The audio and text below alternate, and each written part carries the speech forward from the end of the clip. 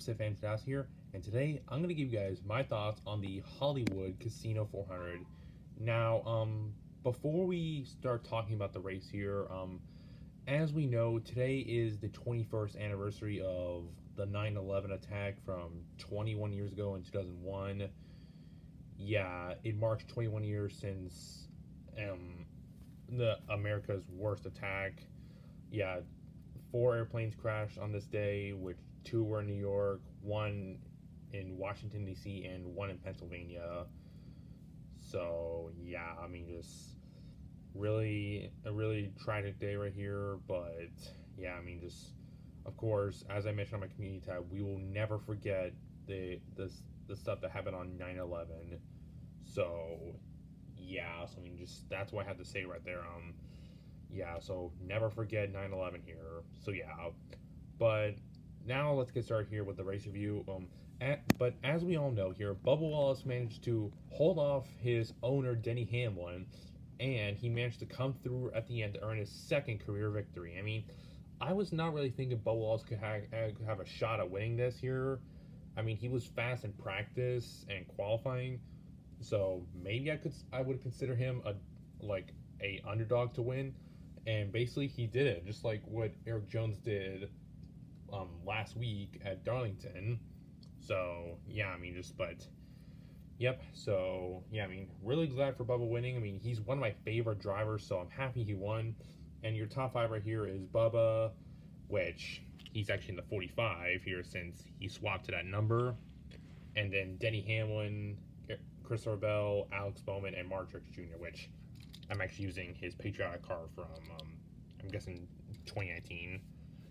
So yeah, so I mean, yeah, I mean, that right there is your top five there. So yeah, I mean, just the Toyotas were strong today, and so was Hendrick as well here. So yeah, I mean, but I mean, they were strong here. I mean, I thought for a moment Bowman could have a shot there. I mean, I think this is the first time Bowman has shown winning speed ever since, I guess maybe Las Vegas in this year back in March. So yeah, I mean, really, I'm being honest here. I mean, Bowman was one of my picks to be out of the first round, and he has a really good points cushion going to Bristol here. So I would not count him out here. And also not to mention here, Bell is the only one locked into the next round since he had enough points to make it. So Bell is the only one locked into the round of 12. And yeah, and incidents that actually happened today. I mean, there was quite a few here because of tire issues. Like both Harvick and Reddick got issues and hit the wall. Yeah, so I mean, and not to mention Harvick finished last today, so he is now in a must-win situation going to Bristol. And Reddick, he's still above the cut line. And other incidents that happened, Stenhouse hit the wall also. Yeah, I mean, he was running second until he hit it, so at least glad for that there, since you guys know I do not like Stenhouse. So yeah, I mean, and trying to think of any other instance. Oh yeah, and Ty Gibbs also hit the wall too, and there was a wreck between Almirola, LaJoy, Burton, and Jones. So those four right there got involved in that wreck, and also my driver Kyle spun out too, unfortunately. So yeah, I mean, and now Kyle is 13th on the grid, like 2 points out. So I'm really hoping he can do well at Bristol in advance, because I'm being honest, I'm quite nervous for this weekend's race at Bristol. Yeah, I mean, even though I've heard rumors that he's going to RCR next year, which sounds like it's gonna happen, but but we'll see when it becomes official, because it sounds like it's gonna be announced this Tuesday. So yeah, so I mean, yeah, I mean, those were basically all the incidents I listed right there. So yeah, I mean, I think that's all of them right there. So yep. So I mean, this was a really good race overall here. I mean, but the tire issues were honestly just probably the biggest issue. I mean, just like back in the spring, the tires were just like falling apart here. Like seriously, like I mean, I'm guessing like maybe a few drivers had tire issues. Like I think Buescher and Keselowski had tire issues. I'm trying to think of anyone else. I can't remember. But yeah, I mean, just but I can't remember correctly if anyone else had any tire issues. But if anyone remembers, you can post a comment down below. So yeah, I mean, just but yeah, but I mean, just once again, though, I mean, I think I've mentioned this once, but I'm not sure. But I mean, Kansas is honestly perhaps one of my favorite mile and a halves. I mean, it performs some fun restarts and racing, but I mean, there can be some frustrating moments like the tire issues, and of course, like back in 2020 when Harvick could not catch Logano. So yeah, I mean, that was in the 2020 playoff race when Kansas was still in the round of eight. But I mean, this year though it was in the round of 16, and compare that to last year's Kansas playoff race, and that was in the round of eight.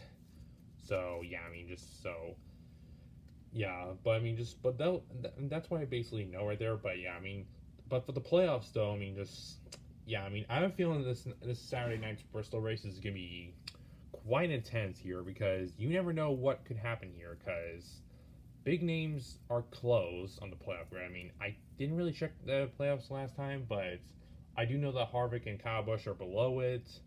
So is Austin Dillon and Chase Briscoe. So I'm at least hoping Kyle Busch can make it. I'm honestly just surprised though that Harvick is below the cut line. I mean, you guys of course know I do not like him, but I'm just shocked he's actually below the cut line. If he actually gets eliminated, oh, that's gonna be bad luck right there.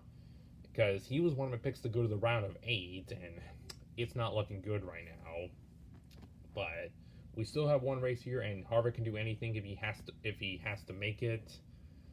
So yeah, I mean, just but that's not there. But I mean, yeah, I mean, this Saturday's Bristol race is gonna be quite intense here. So yeah, I mean, just yeah, but we'll really see how this one will go. This Saturday night. So yeah, but yeah, I mean that's what I basically have to say right there. But and as for videos this week, I mean I don't plan on doing any unboxing videos this week. But for rail fanning videos, I'm likely going to Taylor this Tuesday for another rail fanning trip, and also next Sunday I'm planning on going to a train show up in Temple for the second year in a row. So looking forward to that. If I end up going, I'll also do rail fanning in Temple next Sunday. So yeah, I mean, yeah, I mean, of course, recently I started schoolwork, so yeah, I mean, just I do apologize if videos have been kind of slow lately. Yeah, and unfortunately, I did not see a military train last week because the only one that came last week came quite early in the morning. So yeah, but videos will probably be normal this week, just train videos. So yeah, but I mean, just yeah, I mean, even though I'm dealing with schoolwork, it's just homeschool work, so I still have time to watch trains though.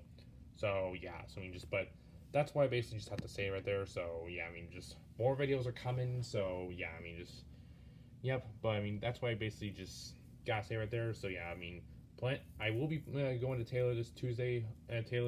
Hopefully. So yeah, hopefully I'll be able to get some trains there. So yeah, I mean, we'll just at least just find out what I'll be able to find there and what other trains I'll find this week. So yeah, I mean we'll just find out though. So yep, but yeah, I mean, and of course just stay tuned hopefully for my Temple trip next week for train show and the railfan trip. So yeah, I mean yep, but yeah, I mean that's why I just have to say there. So anyways, thank you guys for watching, and I'll see you guys later.